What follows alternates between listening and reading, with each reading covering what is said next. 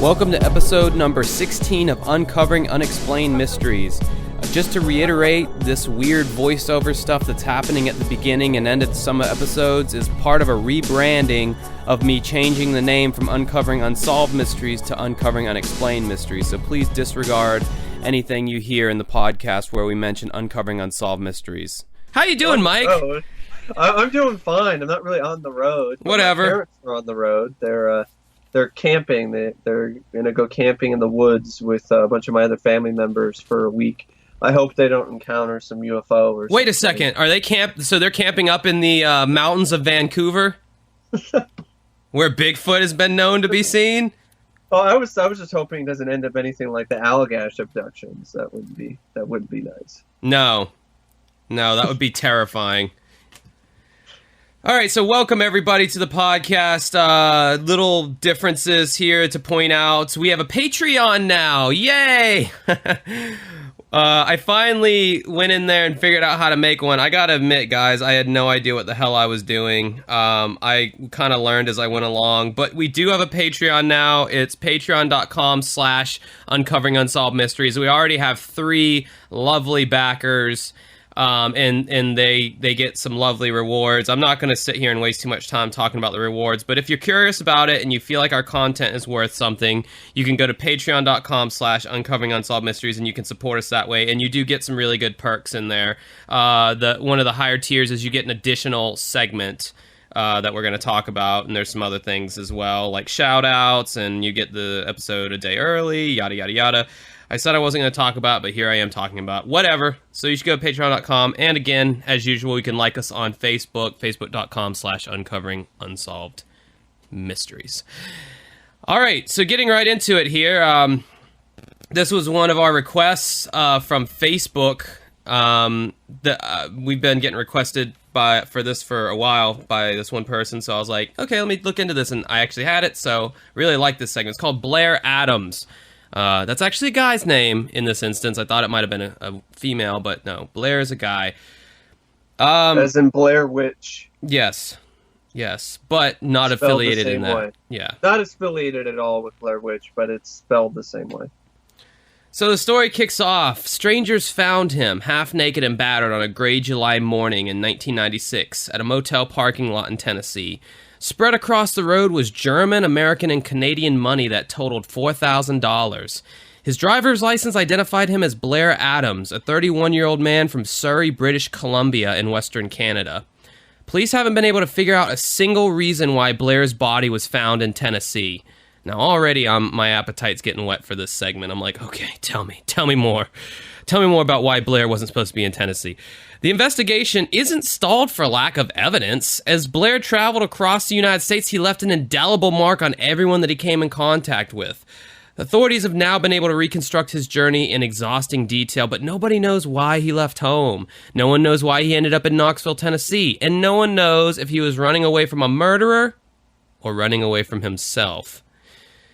Now, Blair worked construction, and he did his job well. He was also liked by everybody that the police investors came in contact with, and they interviewed all these people, and they're like, there's no reason for anybody to not like this guy. He was kind of a ladies' man, blah blah blah. But in the summer of 1996, Blair's cheery demeanor began to crack and buckle. His mood swings, they swung from agitated paranoia to pensive withdrawal. According to his mother, he wasn't sleeping well. And when asked what was wrong, he said, "Oh, well, I don't think I should tell you about it." And to this day, she says she doesn't know what it is. Now, already to me, I know this is thrown around a lot, but one of the themes of Unsolved Mysteries, I'm instantly thinking schizophrenia. Yeah. You got your amnesia people on here, and you got your schizophrenics, and then you got everyone else, who's either murdered or abducted or, the people who witness ghosts or whatever. Yeah. This I don't know, man. This just sounds to me like schizophrenia. It does sound like that, but at the same time, it's just so bizarre with how it unravels, like how it could, it just. Yeah, it kind of brings some credence to his paranoid. Yeah. Thoughts. Exactly. Whatever the problem was, it came to a head on Friday, July 5th. He emptied his safety deposit box that contained gold and platinum. On Sunday, Blair made his first of several attempts to enter the United States. Upon trying to do this, Blair left an unmistakable impression on the U.S. Customs agent. You know, as an unmarried man, carrying a lot of money, Blair kind of fit the profile of a drug trafficker. So they refused him entry. The next day, Blair showed up at his job, but not to work. Like, as soon as he showed up, he told the foreman, yeah, I quit. You know, can I get my check? And the guy's like, what? Why? Later that afternoon, Blair bought a round-trip ticket to Frankfurt, Germany from Vancouver, Canada. His flight would leave the following day, but just hours after buying the ticket, Blair was desperate again to get into the U.S. There's a lot of money that this guy spent. I mean, he emptied his safe deposit box of more than $6,000 in cash and thousands more in jewelry, gold, and platinum. And then he spent $1,600 on that airline ticket. Good God. I mean, I know travel across to Europe is expensive. I mean, I'm just looking at this money. I'm like, I could use that money to pay off my student loans. What the heck is this guy doing with all this stuff? Yeah, and for only being, 31 years old, this motherfucker had platinum and gold, and yeah. I'm 28, and I don't see myself acquiring platinum and gold in the next 3 years. So obviously, this guy. Neither do I. He had some kind of business acumen to invest in gold and platinum to have that in his asset portfolio. So he shows up at his friend's house around 1 a.m. the day before his flight, or the day of his flight, if you consider a.m. the next day, which technically it is. And he wanted his friend to take him to the U.S. border. Now, it's weird, like, reading "take him to the border" because, in the U.S. we automatically think Mexico. Think about Mexico, yeah. This is a much less hostile border. The friend refused to take him because she was apparently a single mom, from what I gathered from the reenactment, and her kids were there, and it was like 1 a.m. and she was in a nightgown, and it's like, dude, you're lucky if I even open the door for you at that time of night, let alone drive you to the U.S. border. And Blair said that someone was trying to kill him, and he said, yeah, never mind, and he ran away, and she was just like, what? What the fuck was that? Yeah. So on Tuesday, Blair went to the airport as scheduled, but instead of getting on the plane, he turned in his tickets, rented a car, and headed for the border. Why did you buy the ticket to Germany? Again, you say all that money, all that you can do with it. For me, I'm thinking, how bad I've been wanting to go to Germany my whole life? And he just buys a round-trip ticket and doesn't go. But this time, he managed to slip past the border. Blair was in Seattle by 4 p.m. He left his car, a Nissan, at the airport and bought a one-way ticket to Washington, D.C. The round-trip ticket to Washington, D.C., as the authorities explained, would have been half as much as the one-way ticket, but he still insisted on just buying one-way ticket. So you're starting to, if you hadn't already noticed, this is just like a second or third red flag of unusual activity. Exactly. Usually people who are suicidal won't put a great deal of value on money or possessions. So you think the one-way ticket being more than a round-trip ticket, he didn't care. But then why would he get all his gold and silver out of the bank? Yeah, see, that's the thing with this case. It's like there's all these extra things that just leave me scratching my head and just wondering why. Yeah. I mean, if he was schizophrenic or going through some sort of mental breakdown, that he must have been somewhat cognizant. And other people seem to have noticed that he was not really acting out or anything. He wasn't going around saying, if you really were going through a breakdown, I don't think you could be able to go to a counter and actually buy tickets or do any of this stuff or drive a car. Right. So that's the thing. It's very, very bizarre, and it is a very, interesting case in a lot of ways. And one of the main things is this behavior, this erratic behavior that he is doing here, and it gets even more erratic later on. So, after arriving in D.C. early Wednesday morning, now think about the map of Canada and the United States for a second. Just get it in your head, a map of Canada and the United States.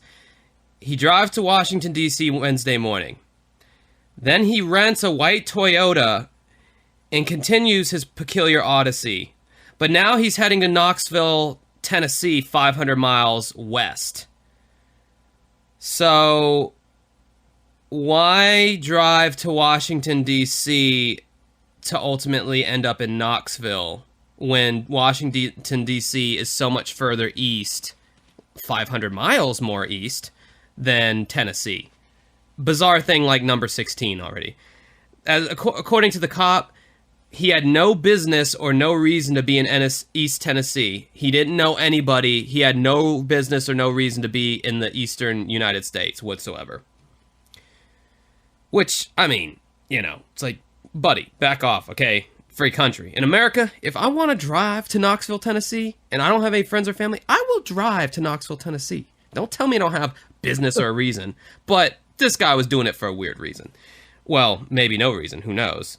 Authorities don't tell me what I can and cannot do. Hey, don't tread on me, buddy. You're gonna piss. You don't want to piss me off. You don't want to fuck with me. I'm not someone you want to fuck with. And I've already gone over my fuck counts for this episode because apparently I'm supposed to watch my mouth now because the cursing hurts some people's feelings who listen to this. I'm fucking sorry, okay? Authorities can only assume there was something wrong with his thought process. Blair was first seen in Knoxville around 5:30 that afternoon. Now this is kind of a weird little setup here. Blair pulled up to a gas station and tried to get a maintenance man to help him with his car. Apparently it wasn't working. The maintenance man notices you're using the wrong key. He was still using the Nissan key and it wasn't fitting into the ignition. Yeah. Well, Blair's like, no, this key's the right key. And he's like, no, this is a Nissan, you're driving a Toyota. And he goes, well, that's the one I've been using. And so I guess the maintenance man just scratching his head goes, okay, whatever. So Blair was stranded in Knoxville till the next morning until a rental agency could get him a new key. A mechanic drove him to a motel, and again, he left a mark on the receptionist. Quote, he seemed very nervous, agitated, expecting someone to come in on him even though there was nobody there, end quote. Perhaps Blair was being followed. Perhaps he only thought so. The camera showed that in the space of an hour, he went in and out of the lobby 5 times before actually getting a room. That's the one thing that really stood out to me. Is all the other behavior, it's strange, but the going in and out of the hotel lobby 5 different times, that leads me to believe that, I mean, yes, he could have been going through some sort of mental illness, but it's not necessarily schizophrenia. It could have been some kind of case of, OCD, extreme OCD, generalized anxiety, could be schizophrenia. The whole murder thing, though, is... I know, that's the thing. That's the up in the air. Really, that's the one thing that's really up in the air. Like, the bizarre behavior, it's like, yeah, I could see why someone might think he was suffering from some kind of mental illness. But then... And we don't know if anybody was in correspondence with this guy, much like the Martin Luther King murder. The guy who actually shot Martin Luther King is claiming that he had this guy Raul giving him order and direction the whole time of where to go and what to do. And if you look at the guy Martin Luther King's the shooter, if you look at his travel the days before Martin Luther King was shot, this guy was all over the United States. He was zigzagging left and right. James Earl Ray. James Earl Ray. Name. So, we don't know if there's some correspondence going on with Blair to where he's doing these things. There's just so many things we don't know. So, when he finally decided to rent a room, he got the key, and instead of just heading to his room, he marched straight out the front door and never came back. This was at 7:37 p.m. and was the last time Blair Adams was known to be alive, because what he thought was going to happen to him ended up happening. 12 hours later... Like the Cindy Williams case in some ways. 12 hours later, Blair Adams' body was found in a parking lot half a mile from his hotel. He was naked from the waist down. His pants were removed, but unlike the Cindy James case, his pants were... Cindy James, not Cindy. That's an actress. No, I said Cindy James. What do you think I said? I said Cindy. I said Cindy Williams. I fucked up. So. Oh, I thought I heard you say Cindy James. No, I didn't. So well. My bad. His pants were removed in a way that someone else would remove your pants. It's like in a pulling motion to where the pants were inside out. The socks were inside out, and the shirt was ripped open. The money was strewn about, same with the gold and jewelry, but it was like in the fanny pack still. He had it all like in a fanny pack back when those were a thing in the 90s. Kids, they were a thing. Now, the key to the Toyota was magically there now, next to his body. It was 10 feet from his body. Yeah, that one was another one that really, like, that was like a one that was just like, wow. It just like, it just might as well be a neon sign just pointing down to like suspicious, very suspicious. Yeah, exactly. At first, the cops thought it was like a drug deal gone bad, but that didn't pan out. Robbery was thrown out because all the money is still there. They tried, this is quoting the authorities, they tried to find anything in his background to where he frequented with prostitutes, any homosexual experiences. They didn't find anything. Nothing added up. So, according to the autopsy, Blair had numerous cuts and abrasions. They felt that it was from fending off an attack. Blair finally died from a fatal wound that ruptured his stomach. Ouch! That is an unpleasant way to die, I would imagine. Yep. Although Blair had been adamant that someone was after him, police believe it was imaginary. Blair's fight was from his own inner demons, but somehow at the end of the road, Blair ended up murdered, just as he feared. They show his poor mom at the end. She's like, you know, saying that, I don't know, she seemed very medicated, I would say. She did not seem, she seemed like, you know, it had all gotten to her and she was probably on some kind of medication. She seemed very not present. The police believe the attack occurred around 3:30 a.m. If you have any information, contact the Royal Canadian Mounted Police or the United States, I don't know, police, something. We don't have a fancy name for our police. The Royal Canadian Mounted Police sounded so fancy, and then I was just like, the U.S. Police. It's some real fancy talking I got going on here. I tell you what. I think someone said on our Facebook page, I think they said something like, take it easy on Blair's mom. So now apparently I have this reputation of just being this, like, bulldog to, like, people that I think, you know, whatever. I don't know why, like, dude, I just didn't like that one guy, okay? I didn't like Mike Morris. I'm not gonna, like, make fun of, like, anybody else on the show just because. Like, that was the only time that happened. Because, I don't know, I just had a personal vendetta against him for some reason. No, the mom was fine. I felt bad for her. I mean, it sucked, you know? Yeah, I mean, poor that's lady. a horrible thing. She just has a lot of questions that are still unanswered to this day. As about, do I. You know, what happened to her son. So, nothing really fits. This isn't like the Devin Williams case where you could say, yeah, that's totally schizophrenia. You can't really look at it as like a Chuck Morgan case and say it's justifiable paranoia. He had people chasing after him. It just doesn't fit any fancy bubble. That's a possibility that people were following him, but I mean, that might be the sort. Maybe he was doing all this stuff to maybe try to tip somebody off or try to, you know, I'm doing all this stuff, you know, help me. I can't say anything, but hope maybe by my actions, maybe that will maybe get somebody's attention or something. Especially if you're walking in and out of a hotel like 5 different times. But yeah, again, you know, we don't know if he was in correspondence with anyone. Maybe he was doing all that weird shit as like a red flag, you know, like call the cops. I can't call them, so I'm hoping someone else does type deal. That's kind of what I was saying. You know, that might have been a possibility.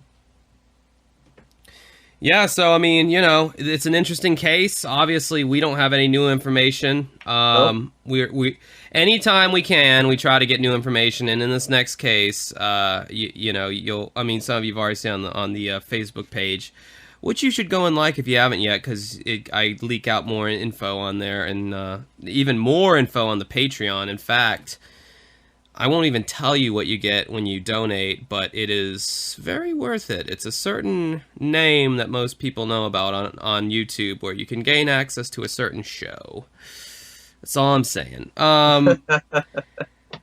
So yeah, I don't have really anything else to say about this one. It's mysterious. It was a perfect Unsolved Mysteries segment. Just classic. I hadn't really heard of it before, so great request to whoever requested it. Do you remember who it was that requested it? Man. Okay, I figured it out. The same person who is a lovely Patreon contributor, Morgan Gebhardt. She requested Blair Adams. So, yeah. Thank you, Morgan. I'm gonna give you some info about this young lady later on in the episode too. So yeah, great suggestion. So moving on to segment number 2.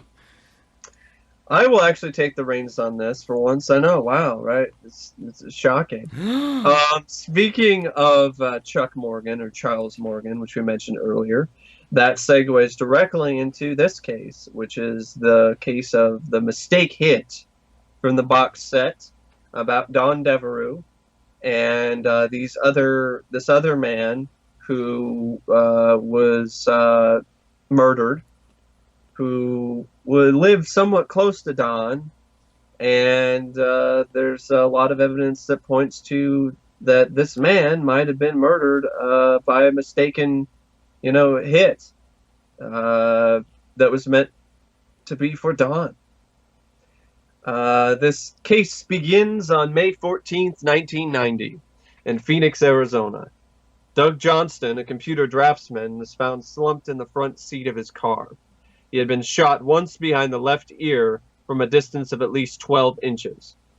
13 years earlier, the body of businessman Charles Morgan had been found shot once in the back of the head.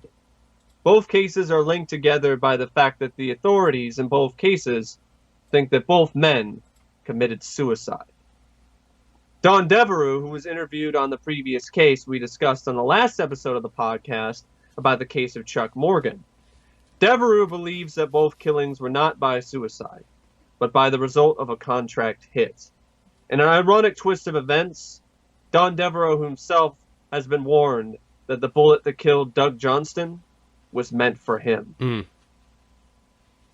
The case of Chuck Morgan remained mired in mystery until the broadcast on Unsolved Mysteries. More than 600 calls came into the telecenter. Don investigated every lead. What he learned was staggering. Don learned that Chuck was extensively involved in money laundering in Tucson, Arizona. He was doing large transactions in gold and platinum.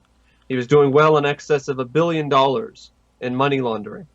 Most of it seems to be coming from Southeast Asia, with funds that were acquired at the end of the Vietnam War. Morgan made duplicates of all of his transactions because he believed this would save him, but they happened to be his death warrant. 3 months after the Unsolved Mysteries broadcast and 13 years after Chuck Morgan's death, another mysterious death occurred right across the street from Don's home in Phoenix, Arizona. On May 14, 1990, at 11 p.m., Doug Johnston left for work as usual because he was assigned to the night shift at a local computer graphics company. An hour later, he was found dead in the company parking lot. He was shot in the back of the head, behind the left ear. At first glance, it appeared to be suicide, but oddly, Johnston was right-handed. There was no gun found on the scene or powder on his hands. The medical examiner concluded that it was just as likely that Doug was shot to death as it was that he committed suicide. Doug's wife, Denise, believes it is unbelievable that Doug would have committed suicide. He had just graduated with honors in the computer drafting, and he had just got the job at a local company fairly recently.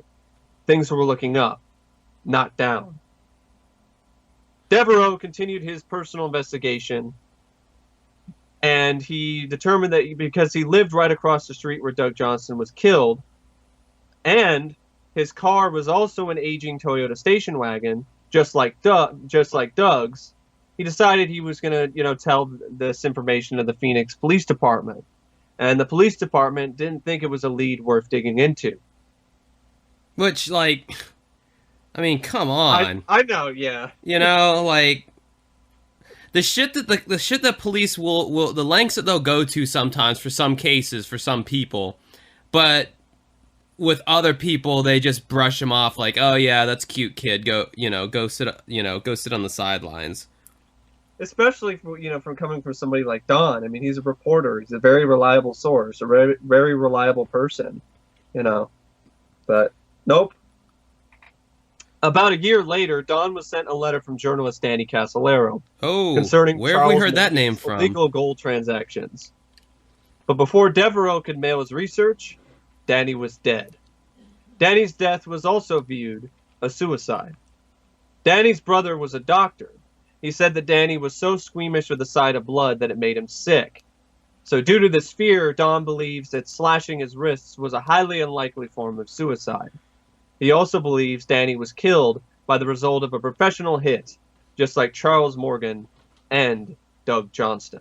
So let's connect the triangle here for a second. So we got Chuck Morgan at the top of the triangle because he's the one actually doing illegal illicit activities for, as they established in this segment, not only the mafia, but as Don Devereux put, a lot of people seem to have been involved, including renegade folks from the U.S. intelligence communities, like the CIA, who were doing things under the cover of the agency, but probably most likely to line their own pockets. Also, some indication that the Vietnamese government officials who were going into exile were involved, and also the Department of Defense. Exactly. Again, renegade rather than official capacity. So they were basically masquerading as like, yeah, this is, government stuff, but really they were just, they were... It's probably the octopus. Right, well, no, it was. And so we got Chuck Morgan doing escrows for, mob families, and knew too much, so he's making these duplicate copies of all the records, thinking that was going to help him, which, like you said, it became his death warrant, because they're like, hey, he's got copies, let's kill him, So Chuck Morgan's at the top of this triangle. And so, I don't know, I'll just pick a side. To the left of that triangle, towards the bottom, we have Danny Casolero, who we already talked about. He was investigating the octopus, which basically involved every major scandal of the 1980s wrapped up into this octopus network. He was getting information from all kinds of seedy characters. One of the characters that wasn't seedy that he was getting information from was the complete to our triangle, Don Devereux, who is his own right a good journalist and in that community. And he did a lot. Not only was he a key interview on the Chuck Morgan segment, but he was also a pretty big part of the Danny Casolero story as well. So these are, and like I said before, these are all kind of linked together. And now since we're covering Don Devereux, it's complete. So Chuck Morgan's doing a lot of illicit activity. Danny Casolero wants information about it. Charles Morgan gets snuffed out. Danny gets snuffed out. And now, the whole time Don Devereux has been covering both of these people, and I guess was maybe on an acquaintance level relationship with Danny Casolero. So I think that's interesting. That it is. They're puzzle pieces that all fit together. They all fit into place. It drives me crazy that they didn't include the Chuck Morgan case on the murder set. I don't know why that is not on there. That is a very, very good segment. I guess now that I think about it, I guess because when we did the Chuck Morgan one, there was a lot of unanswered questions, but I think... But they have the Don Devereux... Right, when they went and did the Don Devereux one, I think it kind of answered a lot of those questions. Obviously it didn't answer the two... and another thing with the Don Devereux one on the box set, it recounts the Chuck Morgan case. Right, so maybe that's why they thought it didn't need to be on there, because like, oh, well, we kind of brushed over that in the Don Devereux segment, but you get so much more juice, like, just so much more details about who Chuck Morgan was as a person, and it's, I don't know, I thought it was a very enjoyable segment in its own right. I did too. And so I mean, you get to hear details about the $2 bill in the underwear. You get to hear details about, you know, the map that was, you know, the. They didn't even mention the $2 bill, or anything like that, or the phone call, you know. Yeah, from Green Eyes, which was me, because I have green eyes. All right. Probably shouldn't be admitting that. Okay, so about... Mike's just like, okay, all right, moving on. So about 6 months after Danny's death, Don received a distressing phone call from another journalist who said that he had a warning from a highly placed source and the CIA. Here are the chilling words from the reenactment. Oh, yes. Wasn't it nice when we lived in a simpler time before cease and desist letters and DMCAs where I could play you the clip of Don Devereux and the Unsolved Mysteries show and him saying, you know, what was going on, but... You know, we live in the real world, folks, and unfortunately I had to take down that clip from the original episode, but rest assured, you will hear everything that Don Devereux had to say in episode 19, where I actually interview him, and that is coming up soon, so look forward to that. But in this part, he's basically talking about how he had sources from Israeli intelligence and other sources that said that he was kind of in jeopardy and he needed to watch himself and watch his back because he was getting into stuff that he had no business getting into, and they were giving him a warning. Israeli intelligence? Like, how many people are involved in this thing? Exactly. Just keep going deeper and deeper. Like, should we even be talking about this right now? He said, yeah, and so then they got Don on here. And, you know, it's becoming more and more obvious that Doug Johnston, that poor bastard, it was an innocent hit, you know, was an innocent victim of a hit that was meant for Don. And as the segment says, I kind of paraphrase this. Has Don Devereux been targeted for murder because of his investigation into the Charles Morgan case? If so, then is it possible that Doug Johnston may have been an innocent victim of a contract hit meant for Don Devereux? Right, and then it is possible that Doug Johnston may have been an innocent victim. And then you got Don Devereux who's saying his parking lot is across the street from my parking lot. My parking lot. There's 1 digit difference in our numbers. I've gotten mail frequently from the building across the street. He was driving a car much like mine. Someone was waiting for him in the dark. This was not some random shooting. It had all the characteristics of a professional hit. Single caliber to the back of the head. It's a professional job. Yeah, this is what he was saying. So somebody was evidently waiting for him in the dark. Must have known about where he would be pulling into the parking lot. And this was not some random shooting. This was a shooting that had all of the characteristics of a very professional killing. This was a single shot, 25 caliber, back of the left ear, very slick murder. It actually doesn't sound like a bad way to be taken out, if I'm being honest. Yeah, I mean, it's better than what happened to the whistleblower guy. If he was awake when that happened, that's for sure. Or the Friends Till the End segment, which I don't know if you've seen, about the 2 boys who were run over by the train. That was a good segment. Well, not good for the family, but... What the hell?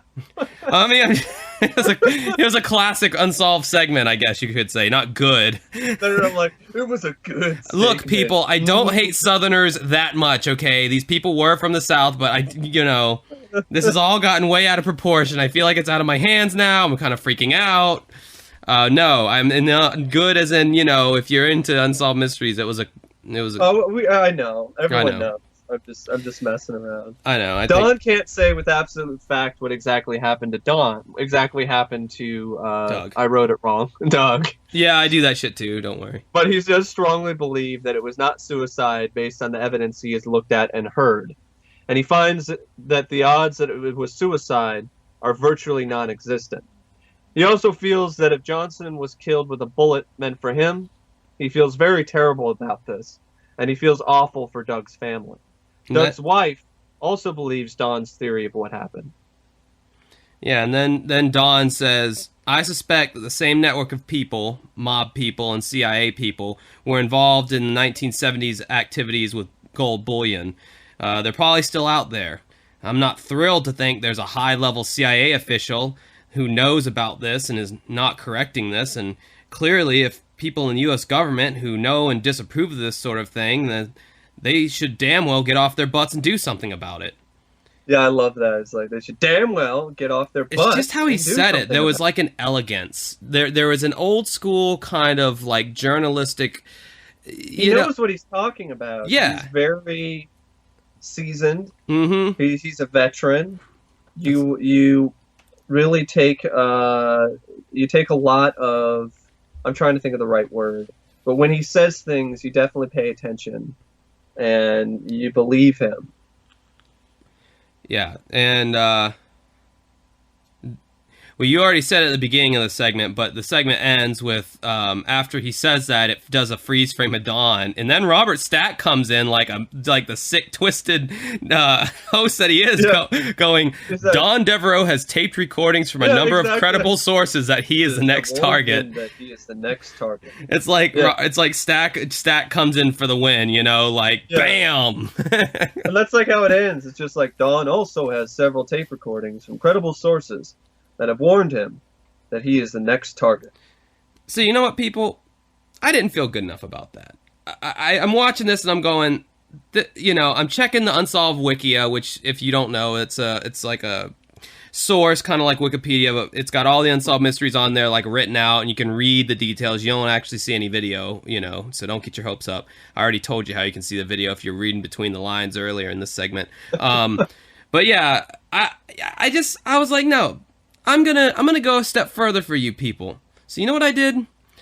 I Googled Don Devereux's name. His website came up. It was him. Had a picture of him. It's just kind of like his like a blog spot where he can post his news articles and his journalist articles and stuff. Because he's done a lot of other work, and I'm doing research into this guy. Man, he's produced some TV kind of stuff, some investigative kind of stuff. He's been doing journalism for a really long time. He's got a lot of accolades. This guy's got some gravity to his name, it would seem. Maybe not as much as your more like your Walter Cronkites or anyone like that, but nonetheless, he's still a name in the industry. So I actually found in his blog that he had an address to a P.O. box.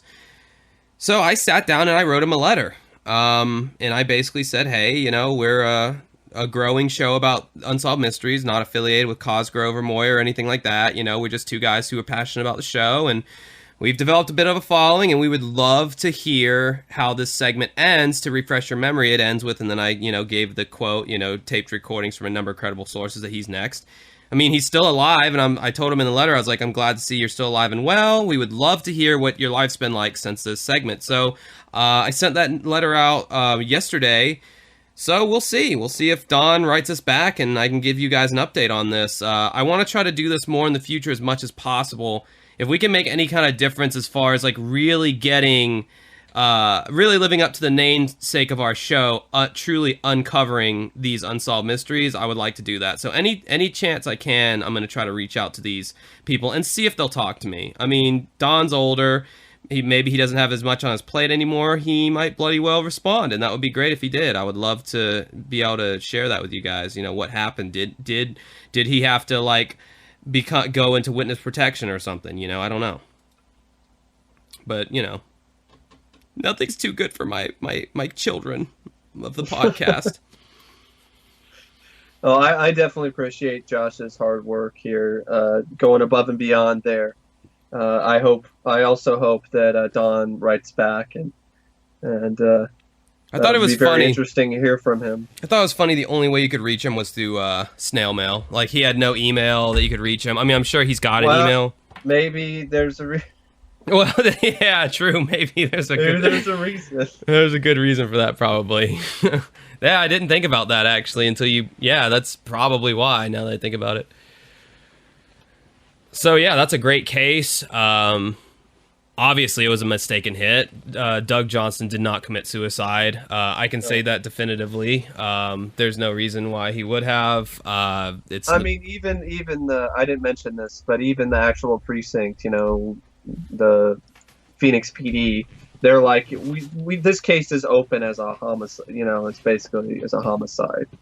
So even they're more likely. Yeah, it's more like a homicide than it is a suicide. But they did say that it could be a suicide, but it could also be a homicide. So that's why it's still open as a murder case. Yeah. All right. So our final, for the normal podcast, our final segment of the show, you like that, is the Hudson Valley UFO case. This is one obviously we're going to cover every single UFO case that I can get my hands on, because those are my absolute favorite segments from Unsolved Mysteries, with strange legends or, the unexplained being in second place and bizarre murders and fraud being down there. But that's why I'm shocked you haven't watched Sightings yet. I'm getting to it, darn it. I still from the suggestion of a fan on our Facebook page, I went out and bought In Search Of with Leonard Nimoy, and so I've been working on those in my spare time. Pretty good, but pretty dated. Still fascinating nonetheless.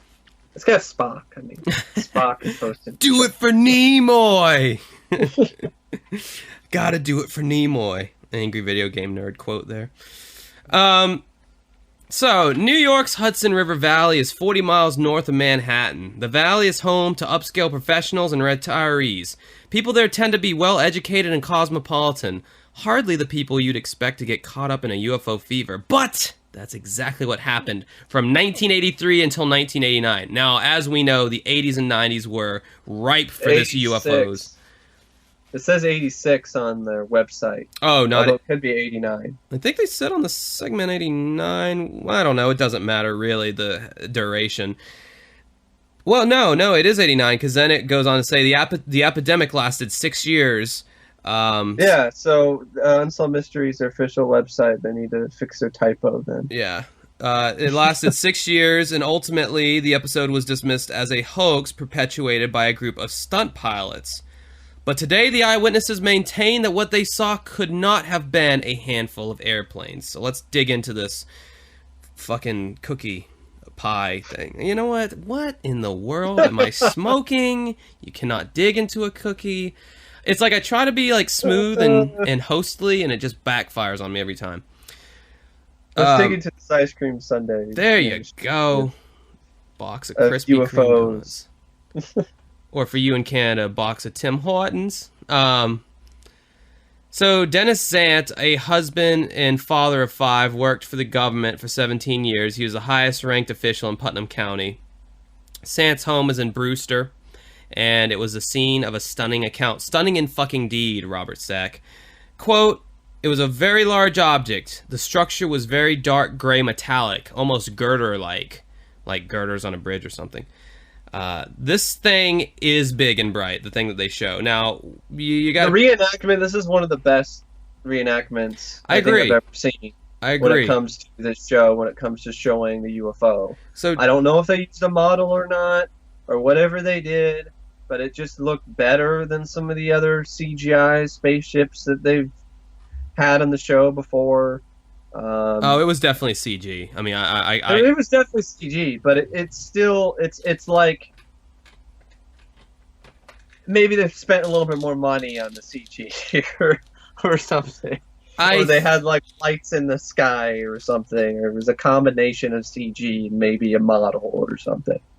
Well, just to paint a picture for like what you guys are supposed to be seeing in your mind, picture like, your suburban house on, like just a road of houses, and it's a big house, like these people have money, obviously. And in their front yard, the dad and son, there's just this giant spotlight on the ground, almost like it's a helicopter above them. But they look up, and all you see in the entire sky pretty much is like a small city, basically. It's like got all these lights randomly placed. It's got almost kind of like girders and support beams and stuff running. That's what he said. He says it looks like a city of lights. Yeah. Just hung in the sky, all brilliant colors.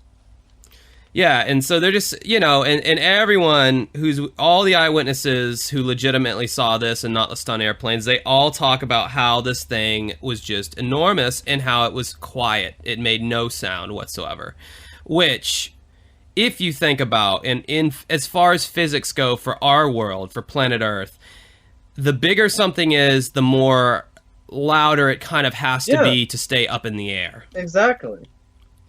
I mean, if a 747 is flying that close to your house, you're going to hear it. It's not going to be silent.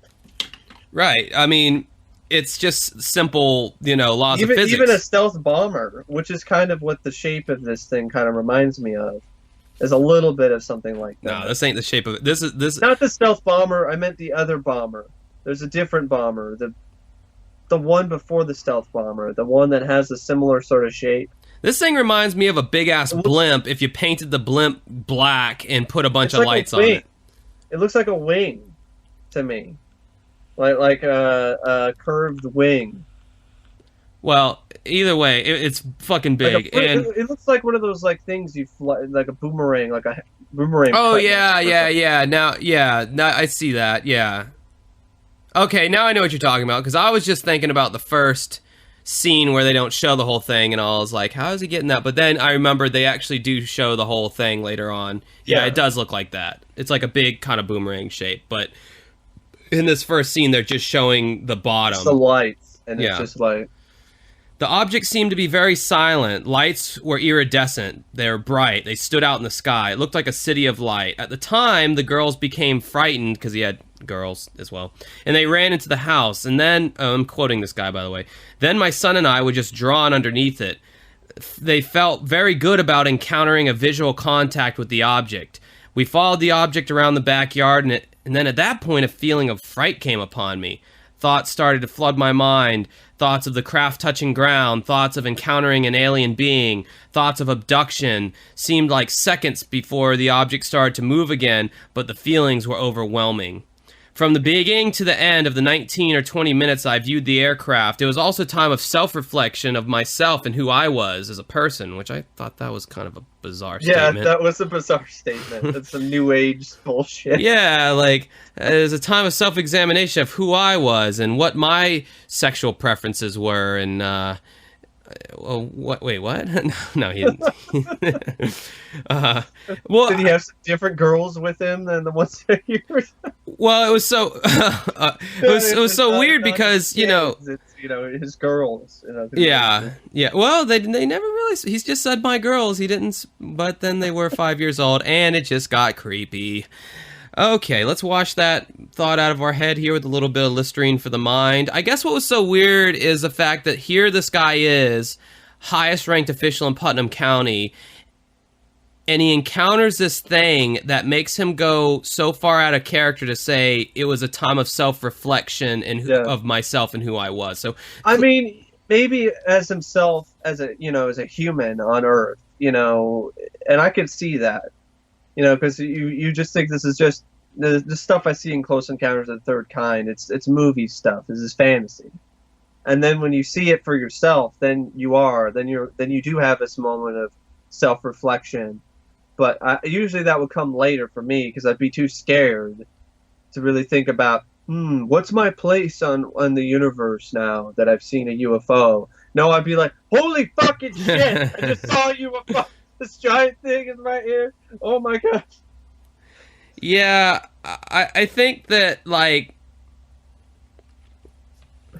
time of self-reflection, like, I mean... Later, sure, for me. But at the moment, the very moment, I'm just going to be scared at the same time kind of excited because, It's almost like the Ghost episode. It's not the Tallman one, but it's the one where the elderly couple and the ghost is like ringing the bell, and like that one. Yeah, like the husband, and they're like this old couple who live together. The husband, as he's describing this, his voice starts getting weak and quivering, and he's like, "I just never seen anything like this before." And I think that was I don't think that was a ghost. That particular segment, the one that. Was ringing the bell and all of that. Oh, I think it was some kind of energy. I mean... It could be, but I don't know. That one kind of made me kind of think it was just people a little bit older, older people just kind of wishful thinking. I don't think they wanted that to happen. It was fucking with his head because well, my point that I'm trying to make, and that's tying into this guy who saw a UFO, is whenever your picture of reality is completely shifted, it's disturbing. It is disturbing, and it would be for me, but I just wouldn't have that moment of self-reflection just then and there. Right, it wouldn't happen just then. But I mean, if you staunchly, if you're very closed-minded and you staunchly look at life don't believe it, that kind of stuff at all, then I could, and then it gets thrown in your face. It's like, whoa, I got a lot of shit that I got to reconsider. Exactly. We are not alone. So Dennis Sant and his family were not the only ones mesmerized by the sighting. Miles away. And this is crazy. Like, think about this actually happening. Miles away, traffic came to a halt on a bridge as people got out of their cars to view this object in the sky.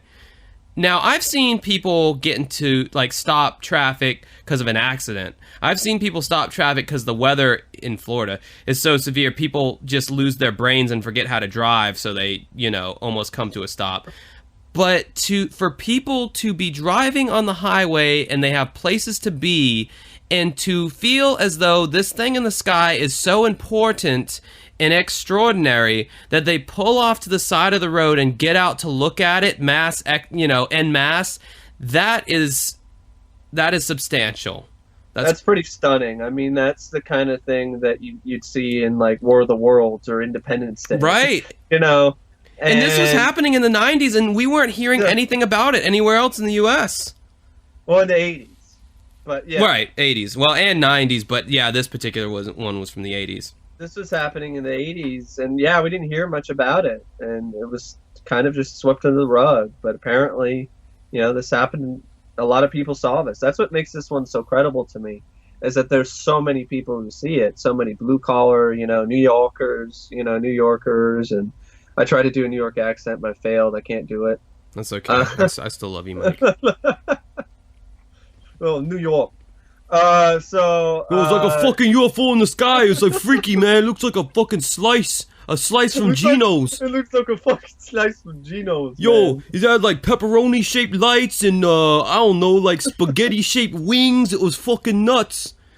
Remind me of this girl I banged last week, Stacy. Hey, how's your sister doing anyway? She's a good girl. I don't know what I'm doing right now, folks. I am so sorry. You're trying to do Rocky? It kind of sounds like Rocky a little bit, Hey, yo, Adrian. You see that UFO?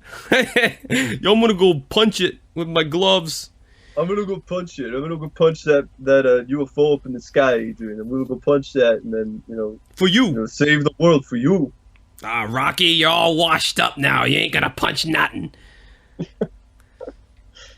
Hey, come on, Mick. Rocky's been washed up in every single one of his movies, and he always has to prove himself at the end. It seems like I don't think there's a Rocky movie where he doesn't start out as being washed up. Well, Rocky 3 doesn't start out like that. Well, he's on top of his game in Rocky 3? Yeah, he's winning matches and Eye of the Tiger and all of that. That's when that song first premiered, by the way. Rocky 4 doesn't really. I don't think Rocky 4 starts. No, not really. Rocky 5, yeah, Rocky Balboa. Yeah.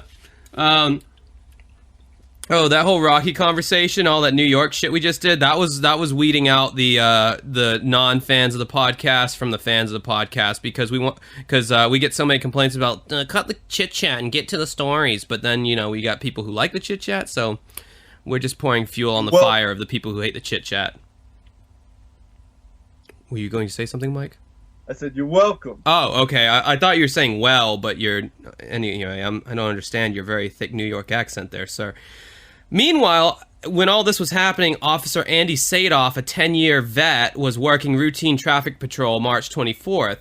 They had her set up radar to catch speeding cars. Douchebags! God, I hate those cops that just sit there and set up radar and they hide so you can't even see them. Bunch of fucking jerk-offs. You jerk off? It's $180. How am I going to pay my gym membership? Buy my creatine. From east to west, saying it was a series of lights. She thought it's a female, by the way, name like Andy. It's a sexually ambiguous name. Like Andy McDowell? Sure. She thought it was a plane, but it was really quite large, mostly white lights, but green as well. It approached her vehicle and then stopped and hovered. No sound. And she's like harping on this. So like this really freaked her out, as it would me. I mean, you see something this big in the sky, it's not making noise. That scares me. What's it about to do? She looked at this thing thinking, what is it? When she put her head out the window to look at it, again, she's saying there was no noise, no humming, no engine, absolutely silent. Just seconds later, eerie silence was broken when someone phoned in on the radio saying how they were reporting this. And then she gets on the radio and she's saying, like, I saw it too, I'm about to follow it. And I must say, the actress that portrayed this female cop, she did a good job in that little... Yeah, she did. You know, she came off as very excited in a authentic way, I thought. Yeah. It's nice to look at, too. I have to admit. Yeah, not too bad. Kind of the olive skin Mediterranean complexion like myself, of Italian heritage maybe. As she followed the car or the vehicle, or god damn it, as she followed the UFO in her car, she said it moved very slowly and she followed it until it floated off into hills. She was excited to figure out what it was and she wasn't frightened of it. It was truly a flying city, computer engineer Ed Burns relayed, because he's the next guy that they interview. Ed Burns is a retired senior manager for IBM, so it's like they got some weight, you know. He's a computer engineer, right? You can't be a retired senior manager for IBM and be like, oh, you know, have a tinfoil hat on, going like the aliens.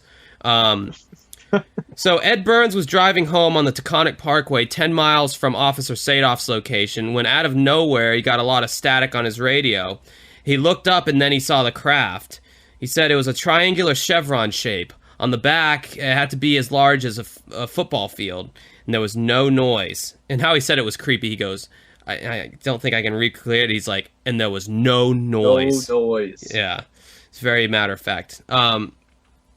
He was saying it seemed so close to the ground, like he could have thrown a rock at it. Ed pulled off the highway with a group of motorists who also had already pulled off the highway. He said, this one fellow I was standing next to never talked to me once. He was just staring at this thing. His eyes were huge. I was so excited I wanted to share what I was feeling with somebody, but what I had witnessed that night, it was not of this planet. The object was slowly moving north over the Hudson River Valley, according to eyewitness reports. In Yorktown, the phone started ringing off the hook with people reporting the object. It got to the point to where the Taconic Parkway was stopped with people outside of the cars observing the object, as I mentioned earlier. Officer Kevin Soravilla reported that he had also seen the object. He said it was about 300 to 400 yards wide. Good God. Object began to appear from the northern horizon. Officers Wolf and Soravilla... Geez, I'm talking about all this north stuff. My little northern accent's kind of kicking in here. Officers Wolf and Soravilla were standing side by side, looking up at the same sky, but their accounts were totally different. Officer Soravilla was convinced that what he saw was one solid object with a bunch of lights. Some of them said you could hear a drone and that you could see the sky in between the lights, however. So these two cops are standing next to each other. One saying that I can see the sky in between these lights and that he thought it was a flight formation of aircrafts. And then the other guy saying, no, it's a solid object, you know. Officer Wolf, he had a completely different impression. He said, they look like airplanes to me. I said, Kev, I live near an airport and I see these airplanes every day. So as they were coming over, he said, well, you can't hear anything. And I said, listen. And then we started to hear a drone. It wasn't one big solid unit, but if you looked at it for like a couple minutes, or even a fraction, as it was coming over, I could see where some people would have gotten upset. Hey.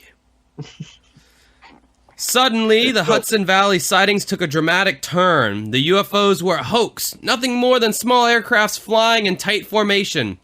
Upwards of 7 to 10 Upwards of 7 to 10 aircraft that do fly in formation. Anthony Capaldi has been an air traffic controller for 10 years. When he first observed the formation, it looked peculiar. From his vantage point, it did look like one solid formation, but he could see it was the V6 aircraft flying in formation.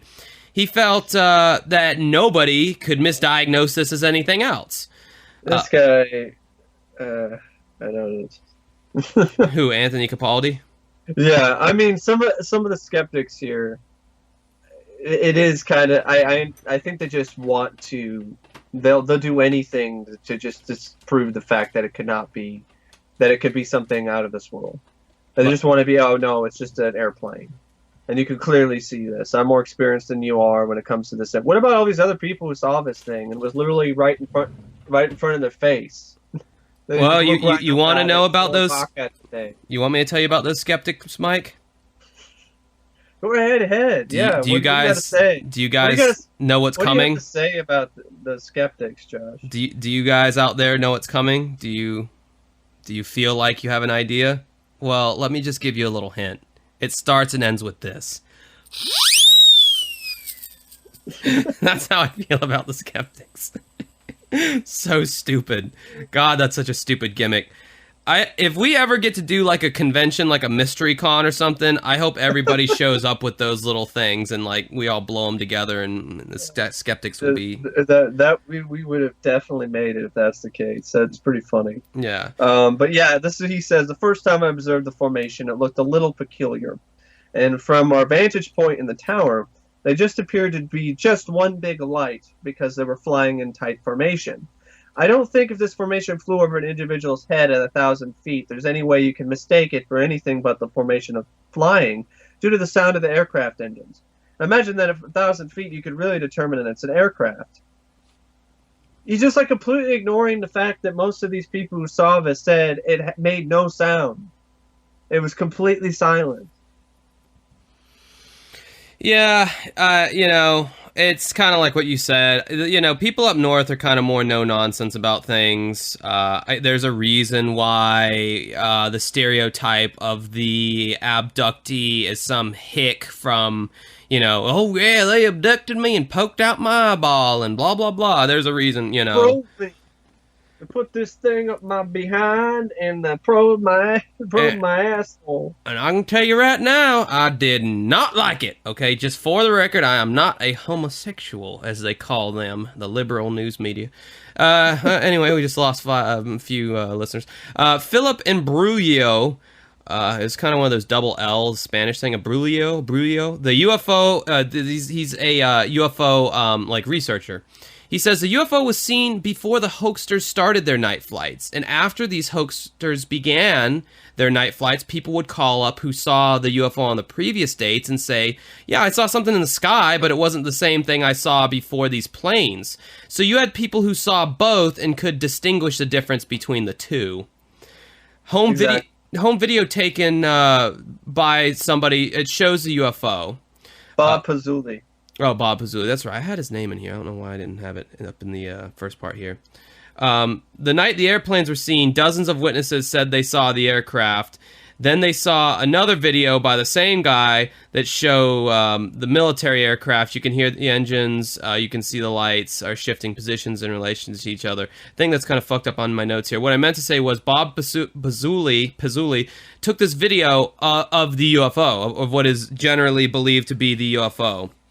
It's standing still. The lights aren't moving. You cannot see the stars, in between the ship. There's another guy, though, I think, that goes on and tries to discredit that video, if I remember correctly, right? Isn't that the one where you can clearly see the lights here in a pattern or something? No, because he had two separate videos. That's the other video. Okay. Yeah, right. The second video. A little bit mixed up because they were showing the same video, So it's cool because this Bob Pazzulli guy has one of the UFO, and then he has one where he goes, you can see the lights moving, separately, and you can see the stars in between, blah, blah, blah. So there, he had two videos to compare to.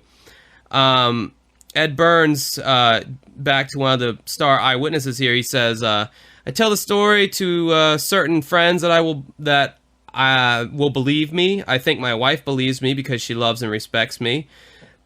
My children love and respect me, but they read the papers. They're skeptical. But boy, I tell you, I will never forget that as long as I live. And 5 airplanes, it was not. None of the hoaxsters were willing to recreate the flight formations during the daylight hours, mainly because some of the flights violated FAA regulations, which I always thought that was a really curious point that they brought up that I wish they had gone in depth about. Also, if they're talking about, they mentioned something about ultralights. And I'm like, ultralights, like that'd be really difficult to make that type of complicated and sophisticated maneuver with an ultralight plane, especially at night. So it must be some really good pilots then if they're ultralight planes. I'm thinking the FAA regulations that they violated were perhaps that the planes were flying too close to the ground. That's what I'm thinking. Yeah. A home video showing a light formation above Brewster, New York was taken on June 10th, 1984 by Bob Pazzulli. Philip Imbrogno was convinced the footage showed an actual UFO. These are his words. It has been looked at by a number of photographic experts who indicate that the movement of the object on the video seems to be one rigid object, not individual objects. Plus, there were hundreds and hundreds of witnesses who saw the UFO and said it was something strange. But the night that the airplanes were seen, there were also dozens of witnesses who said, in fact, that they did see airplanes. So, what is the truth about the fantastic light formations in the sky above the Hudson River Valley? Were they aerial stunts performed by sophisticated pranksters? Or did the flying objects come from somewhere beyond the stars? Now, one thing that always bugs me about these things, these UFO stories, is like, and this goes for the crop circles and everything. Who are these, or Bigfoot or anything like? Who are these fucking attention-seeking douchebags that take something that me and many other people and actual UFO researchers, something that is totally credible and like phenomenal, and ruin it by going, hey guys, look at us, see, we're doing it too, haha, but we're just pranksters, like fooled you, like, and sully and tarnish the whole investigation and credibility of any of this stuff. It pisses me off because you can't tell me every single UFO is a hoax. You can't tell me every single crop circle is a hoax. We've delved into the crop circle thing, and there's no fucking way that you could, in that period of time, make these elaborate crop circles. But then there's other ones that were caught on tape being hoaxes. Yeah. So who are these people that, like, something crazy awesome is going on that's, like, out of this world, and then they gotta go and fuck it up with their stupid, recreations or hoaxes. Same with the Bigfoot stuff. The people dressing up in the Bigfoot suit. I mean, obviously that is more on the financial end because the famous tape that you were talking about of Bigfoot walking around that everyone's seen at this point, that one was didn't you say that one was said to be a hoax? That was said to be a hoax. I need to do more research again on that. But the last time I remember seeing something was that Scott Patterson himself, or somebody who knew, I don't know exactly which one it is for sure, but before he died or something, like he spilled the beans and said, it wasn't real. That's funny because I was watching In Search of with Leonard Nimoy, and they actually had one on Bigfoot, and they had some guy in there, and he was saying, oh yeah, I talked to Robert Patterson, and there's no way that Robert Patterson, I got it wrong. Yeah, his name wrong. Anyway, he's like, I was talking to him, and there's no way that video is faked after talking to him, and getting his side, blah blah, and it was just kind of funny because it's like the Loch Ness Monster, the most famous picture of the Loch Ness Monster. That is now a proven hoax. It was a toy submarine that had some thing on top of it that looked like a, plesiosaur, and they just dropped it in the water, and then what they did is they did a shot. They did one wide shot of it, and then they zoomed in really close on the thing and then took the photo. Because how you know it's fake is there's a photo that eventually did surface where you can literally just see this tiny little thing in the middle of the lake. Oh, wow. That's interesting. So, yeah, I mean, it's like, clearly this stuff really does happen, yet these douche nozzles have to go out and just... Well, people like The Guardian, who's the guy. He's like, oh, I love UFOs. I'm going to, make things worse by, taking this tape that could be of an actual UFO sighting, and then I'm going to throw in obviously fake aliens in there. Much to the chagrin of Bob Exler. Exactly. Who looks like a young Elton John. Anyway, so yeah, I mean, this is a great... I think the thing I like most about this particular UFO segment... There's hundreds of witnesses. Hundreds of witnesses. It kind of created like a mass, almost hysteria. The stopping, traffic coming to a halt just to go. The phone calls to that one. Can you imagine being that poor guy? Yeah, the switchboard lighting up for the guy having to field all the those calls. Like, UFO. And having to lie to those fine people and tell them everything's fine, we have everything under control. Like in the back of your head, though, you're like, holy shit. We're all fucked. We're gonna fucking die! It was a firefight! So yeah, I mean, that's why I really like this one. The graphics, I remember it from a kid. This was one I saw as a kid that I was delighted that was on they were pretty effective. Yeah, it was on the box set, the Ultimate Collection, thankfully. But great effects. It really conveys. I think they did a good job lighting it. I think that's one of the main things. Yeah, it was a dark setting. They made sure it was a darker sort of lighting for the effect, which made it a lot more effective. Because I've seen ones where it's like a dusk or it just.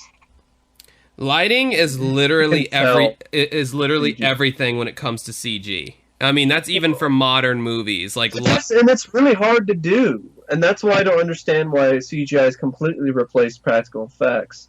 Because some things you can't fake lighting. I can tell. I'm sorry, it does not match with the lighting that is on the set. Right. It doesn't, and it's almost impossible to actually get the lighting correctly. I mean, I've seen instances where people have done it, but mostly, I mean, Gravity, believe it or not, most of that film was shot, most of the backgrounds and stuff was CG. It wasn't even really shot on a set for the most part.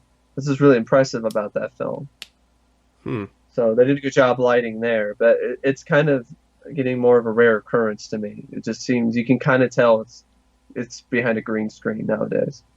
I remember when I first started seeing CG, because CG, though it was around in the 90s. Yeah, like 89, The Abyss, and the first scene in the scene of Star Trek II, The Wrath of Khan, where the Genesis planet, they're showing this video that shows what will happen if Genesis gets, activated on a planet. God. That was one of the earliest examples of CGI. Of course, you have Tron, Last Starfighter and Tron. They actually built like custom-made computers to actually be able to do the effects for those films. Oh, that's cool. Never seen that movie. Yeah, it's another one I haven't seen. And Sherlock Holmes was another advancement in CGI. And even Willow had an advancement with the whole morphing techniques, because before Willow, there really wasn't the ability to do things like that.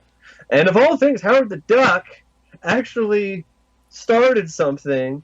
ILM created technology to be able to digitally remove wires. Really? For Howard the Duck. Howard the Duck was the first film to incorporate that new technology. Wow. I have the ability to do that on Final Cut Pro, so any Joe fuckface like myself can now do that. That's crazy. Yeah, back then, that was a big deal. I bet. So, I think the biggest example that people remember from, if they're around, our ages, from their childhood for CG was Jurassic Park. Like, that was the big introduction. Or the T-1000 or the T-1000 in Terminator 2 Judgment Day. That, too. Yeah, that was a little before my time. I was pretty young when that one came out. But Jurassic Park, I was right at that prime age to be like, wow, look at those dinosaurs. And a lot of them were practical, though. Yeah. That's one thing that's forgotten about, is that a lot of that was practical. So I think the movie that pissed me off the most with CG when I really started to notice it go overboard was the first Spider-Man movies in 2001. Yeah, those don't hold up too well watching those again. Not only just because of the CG effects, but because of the story and the way it's handled. And yeah. I just remember Spider-Man jumping off a building, and he'd go from looking like a real person to this, like, gelatinous, like, brighter than everything else glob that would, like, flow through the air, and it's like, that looks so fucking bad. Like, even as a 13-year-old, I was watching that going, this looks, like, awful. Well, maybe I was, like, 14 or 15. I don't think I was there. But yeah, so, anyway, effects in this show look pretty good, though, for this segment. It's a low budget. People need to. I don't think Unsolved Mysteries had like millions of dollars. I don't know if I'd call it low budget at that point in the show. Yeah, not super low, but I'm just saying, in comparison to a big budget TV movie like The Stand, or Stephen King's It, or or a movie. Wait, It was a TV movie? Yeah. Really? Yeah. I did not. So that did not have a theatrical release? No. What? It was a TV miniseries. The original It, with played by yeah, the killer clown. Yeah. TV movie. Really? So was Salem's Lot. I did not know that. I thought that was a movie that was in theaters. Holy shit! That's why the movie is like over almost, what is it, like it's split into 2 parts. Each part is like over 2 hours or something, or feature length. Wow. Okay. All right, so this part of the show, we would like to spotlight certain listeners who are also loyal patrons to our Patreon account, and just give you a little information about some of the people listening to our show. Kind of bizarre things that you may not have known about these people, and they've told me in confidence, but I'm sorry, folks, I'm going to spill the beans, because, that's just what I do. So, not many people know this, but Corin Wilma from Australia has every single VHS copy of the movie Speed with Sandra Bullock. Well, just about. She's only missing a few. The lengths that she must have went through to get all those VHS tapes from all over the world. And why? Like, why would she want all those copies of the same movie? Speed's a really good movie. So that, I don't necessarily blame her. And there's another guy in the States, in the United States, who's trying to collect like every VHS tape of Speed. So, well, they're going to be in battle with each other because she insists, and it's like, Corin, do you actually watch each individual tape and try to find the small differences? Like, oh, there's an artifact here on frame 17 of, whatever. She apparently rents out a bus and drives around Australia displaying her various VHS tape collection and making a handsome living doing it. What a bizarre country Australia is. Good thing she wasn't trying to get every Laserdisc copy of Speed. That would have been costly, am I right? Yeah, totally. Totally costly. So now... It really would be, because actually I have Speed on Laserdisc. Oh, do you? Wow, go figure. So we also have, we want to tell you guys a little bit about our listener, Morgan Gebhardt, the same one who suggested the Blair Adams case. Now, she's from Canada, our neighbor to the north. We have a lot of Canadian listeners. Well, wait till you hear this story. So Morgan and apparently her friends were skiing, I guess it was some Friday a while back or whatever, back like last winter.